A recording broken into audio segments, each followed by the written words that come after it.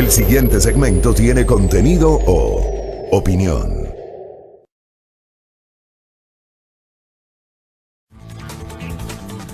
Seis con 23 en la mañana, buenos días a todos, gracias por conectarse con nosotros, gracias por la interacción que ya comenzamos a tener a través de nuestra transmisión por Facebook Live. Pueden enlazarse con nosotros a través de la fanpage de Majestad Radio y también la fanpage de Primera Plana, al que está anclado, a esa fanpage está anclada justamente nuestra propuesta informativa a primera hora por la señal de Majestad. Igualmente estamos en la señal abierta de nuestra estación en Pichincha, Esmeraldas y Manabí, estamos en Santo Domingo por Majestad Televisión y el canal 3 de TVNet y estamos en www.radiomajestad.com. A ver, voy a reservarme para el día de mañana con un poco más de elementos de juicio, lo que podría implicar, obviamente, la reducción al 50% de los salarios para las autoridades de la primera línea, digamos, de gobierno o de la primera línea de las instituciones del sector público. Y vamos también a hablar sobre la pertinencia o no que podrían tener las otras funciones del Estado de acatar o para utilizar de mejor manera y con propiedad del término, de acoger, porque no están obligados a acatar, pero sí a acoger la decisión del presidente de la República de reducir en un 50% el salario de el propio mandatario, del segundo mandatario, el vicepresidente, de los ministros y de los viceministros. Se ha planteado que lo mismo hagan los gobiernos autónomos descentralizados y las cabezas del resto de funciones del Estado, pero esa propuesta simplemente se la presentó así y nada más.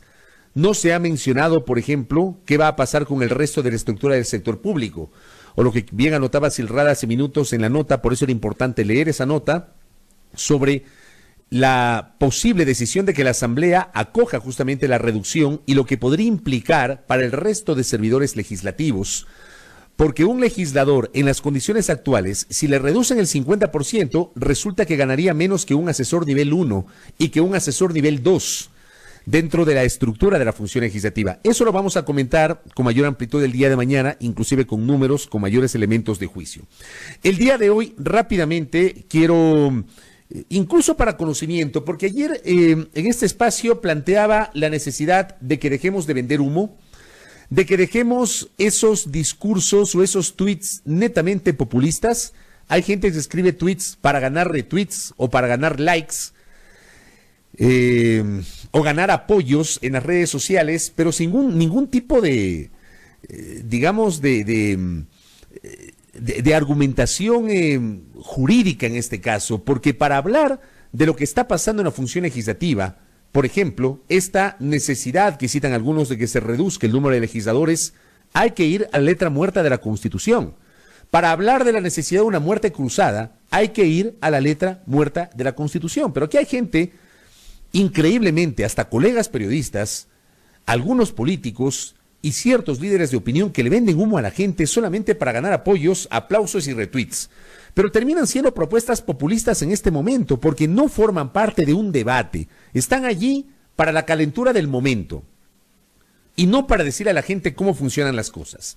Se han anclado en lo que ha pasado en Italia respecto de la reducción del número de senadores. Vamos a ver si encuentro la nota de lo que justamente resolvió Italia. Aquí tenemos una nota del portal El Mundo de España. Dice: Italia recorta 345 diputados y senadores. Italia es el segundo país de la Unión Europea con el mayor número de diputados y senadores.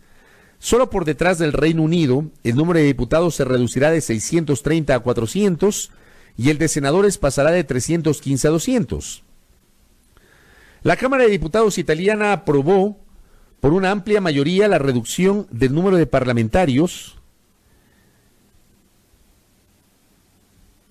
En las dos cámaras legislativas, es una legislatura bicameral.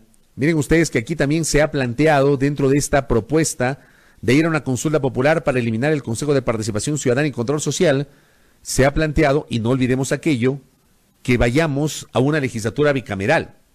Sería interesante saber qué opinan ahora los impulsores de aquella iniciativa. Pero bueno, en Italia tenemos una legislatura bicameral. A partir de ahora pasarán de 945 a 600 escaños, tanto en el Congreso cuanto en el Senado. Con la reforma aprobada, el número de diputados se reducirá de 630 a 400 y el de senadores pasará de 315 a 200. La reforma establece además un techo máximo de 5 senadores vitalicios nombrados por el presidente de la República. Eso pasa en Italia. Mucha gente ha pretendido traspolar la realidad de Italia, que es totalmente distinta desde el punto de vista jurídico y político a la realidad o a un ideal que se persigue en el Ecuador. E insisto, vamos a revisar la letra muerta de la Constitución. Quiero empezar citando el artículo 118 de la Constitución. Siempre les he planteado a los queridos oyentes que tienen la gentileza de escucharnos, no se dejen vender humo, lean, revisen, infórmense, que es la mejor manera de contrarrestar determinados discursos. El artículo 118 de la Constitución habla sobre la integración de la Asamblea Nacional. La función legislativa se ejerce por la Asamblea Nacional, que se integrará por asambleístas elegidos para un periodo de 4 años. La Asamblea Nacional es unicameral y tendrá su sede en Quito. Excepcionalmente podrá reunirse en cualquier parte del territorio nacional.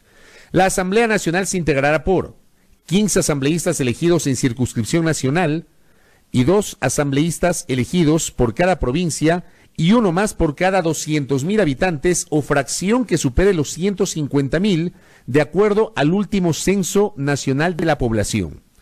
3. La ley determinará la elección de asambleístas de regiones, de distritos metropolitanos y de la circunscripción del exterior. Artículo 118. Es el artículo 118 de la Constitución. No es una norma secundaria, no es una resolución, no es un decreto, no es porque a alguna persona se le ocurrió recientemente. No. Eso dice la Constitución, que fue tramitada en la Asamblea Constituyente de Montecristi y que la mayoría del pueblo ecuatoriano refrendó en las urnas en el referéndum ratificatorio de esa carta política en octubre del año 2008. 15 asambleístas elegidos por circunscripción nacional, o sea, 15 asambleístas nacionales, 2 asambleístas por cada provincia y uno más por cada 200.000 habitantes o fracción que supere los 150.000, de acuerdo al último censo nacional de población. Esta estructura del último censo nacional de población está atada al censo del año 2010. Se entiende o se entendía que con el nuevo censo que se va a efectuar, que se debía efectuar en noviembre de este año, entiendo que va a haber toda una reprogramación por parte del INEC, esa estructura va a cambiar, porque tenemos una población más grande que aquella del censo del 2010. Con este artículo, lejos de reducirse el número, resulta que el número de legisladores con seguridad se va a incrementar, justamente por el aumento de la población. ¿Qué es lo que cabe? Que sí creo que es un debate que algún momento tiene que generar la clase política, tenemos que generar los ciudadanos, tenemos que debatirlo desde la opinión pública, desde nuestros diferentes espacios. Debemos generar un debate sobre cómo cambiamos de estructura de la Asamblea y cómo reducimos el número de legisladores. Por ejemplo, y esto lo expresé hace pocos días en el Zoom al Día, que es este espacio que tenemos vespertino a través justamente de nuestra fanpage de Primera Plana, acompañado de José Antonio Sánchez y de Carolina Mela. Yo no entiendo, por ejemplo, por qué tenemos 15 asambleístas nacionales si tienen las mismas atribuciones y el mismo tiempo de duración que los 116 asambleístas provinciales y que los 6 asambleístas elegidos por los ecuatorianos residentes en el exterior. Exactamente las mismas atribuciones.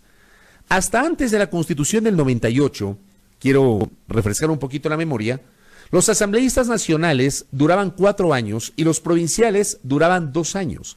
Cada 2 años teníamos elecciones intermedias de diputados.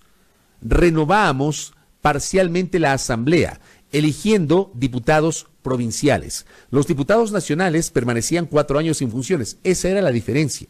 Hoy, tanto los nacionales cuanto los provinciales duran lo mismo, tienen exactamente las mismas atribuciones. No hay ninguna diferencia en las funciones y atribuciones de un asambleísta nacional con uno provincial o con uno por los ecuatorianos residentes en el exterior. Por ejemplo, se me ocurre, eso podría ser debatido, se me ocurre, por ejemplo, incrementar la fórmula de cálculo, que no sea, como dice actualmente la Constitución, 2 asambleístas elegidos por provincia y uno más por cada 200.000 habitantes. No sé, pues podría ser 300.000, 400.000, 500.000, no lo sé. Eso habría que ver en el debate si se quiere justamente reducir el número de asambleístas. ¿Por qué hago toda esta explicación? Porque no basta con decir, en Italia redujeron y aquí también hagamos en el Ecuador. Hay que ir a una modificación de carácter constitucional que no se hace de un día para otro.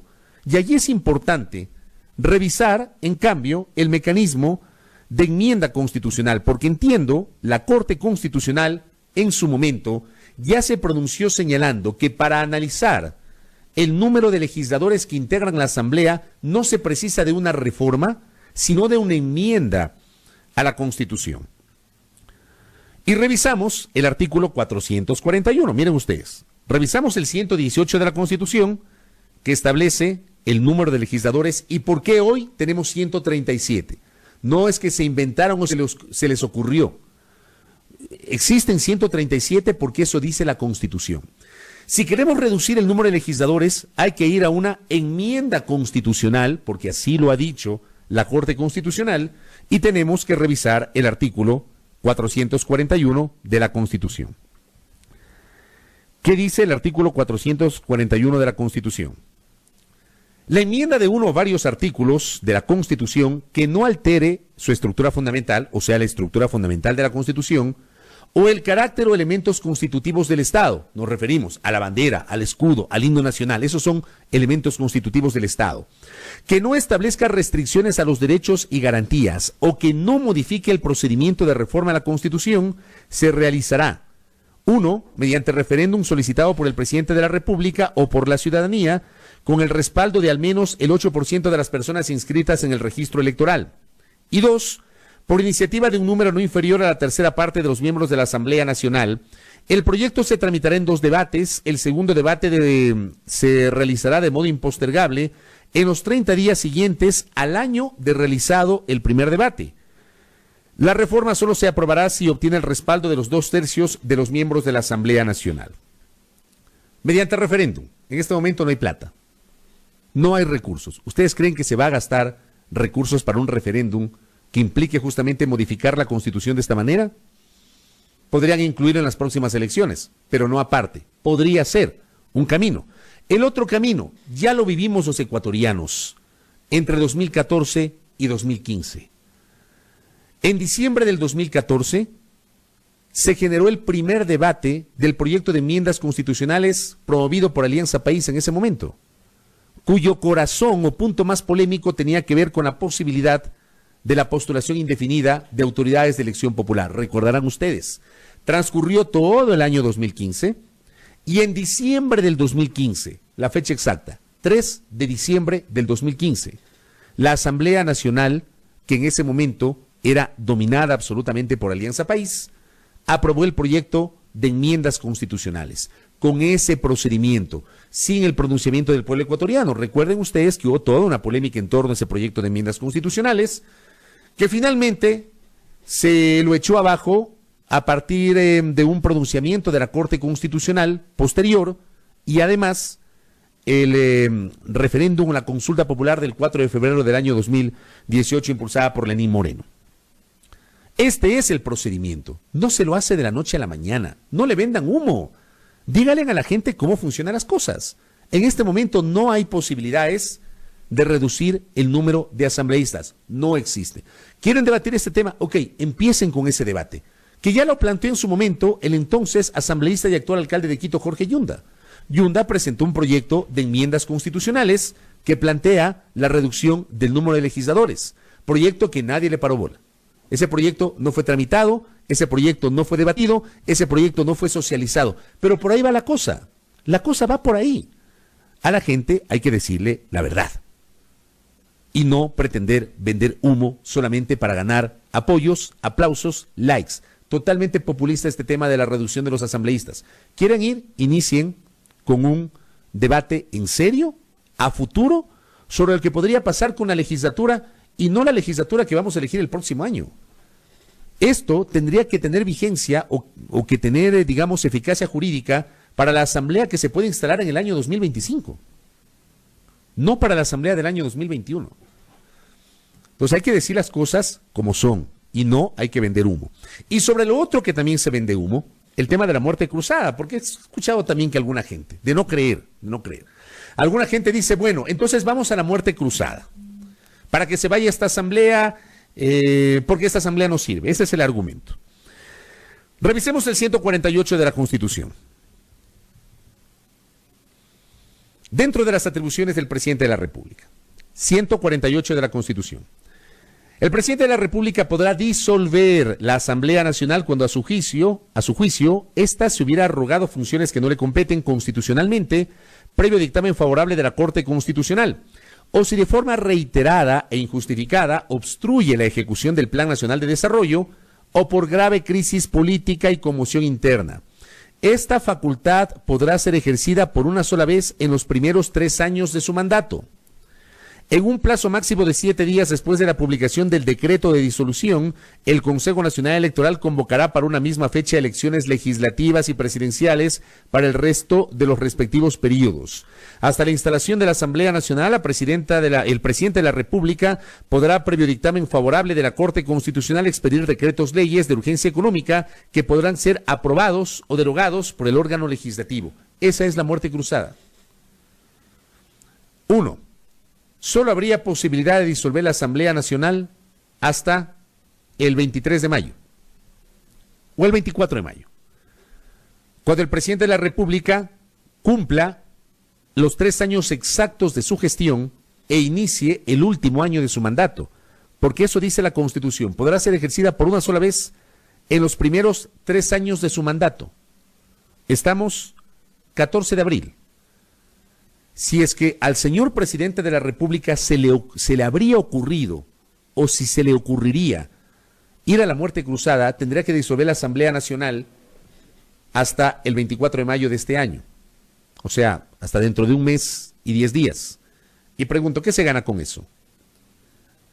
Hay que gastar recursos para convocar anticipadamente elecciones, en un momento en el cual estamos enfrentando justamente una situación crítica, cosa que tampoco se hace de un día para otro. Y si nos corresponde elegir nuevos asambleístas, vendrán los mismos 137. No es que se va a reducir el número. Eso hay que explicar. Lamentablemente le venden humo a la gente. Le venden humo a la gente. Y en este espacio, respetuosamente lo digo, lo que procuramos hacer es explicar de modo argumentado. Argumentado. Cosas que se dicen que no corresponden a la realidad, que puede mucha gente querer, pero que en derecho no se puede, al menos no se puede de un día para otro. Ojalá que haya quedado claro esta explicación para conocimiento de nuestro público. De ahí ustedes pueden debatir la calidad de los legisladores. Yo sí soy de los que piensa, por ejemplo, que de los 137, no más allá del 20% de legisladores realmente ha trabajado a conciencia, no más allá del 20%, y no estoy exagerando. No voy a generalizar tampoco diciendo que todos los asambleístas son malos o que todos los asambleístas son buenos, porque como todo en la vida hay buenos y malos. Sí creo que lamentablemente la mayoría son legisladores que no han aportado. Hay gente que vive solamente para aparecer en segmentos de farándula de los noticieros de televisión. 0 aportes en las comisiones donde en realidad en esos espacios es donde se construyen las leyes. En el pleno de la asamblea, mutis camino al foro. Una asamblea marcada por el escándalo. Una asamblea en la cual legisladores fueron denunciados y se entiende, investigados por haber quitado una parte de sus salarios de forma criminal a sus empleados. Una asamblea que ha sancionado legisladores, eso sí, selectivamente, hay que decirlo, y lo hemos dicho en este espacio en su momento. Discutamos todo lo que quieran sobre eso, discutamos todo lo que quieran. Discutamos el número de asesores, discutamos el sueldo de los legisladores, todo lo que quieran. Pero en derecho, en este momento, mi punto es, no se puede reducir el número de legisladores.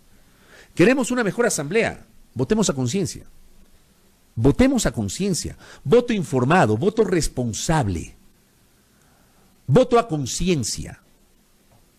Votemos así en las próximas elecciones, si queremos una mejor legislatura.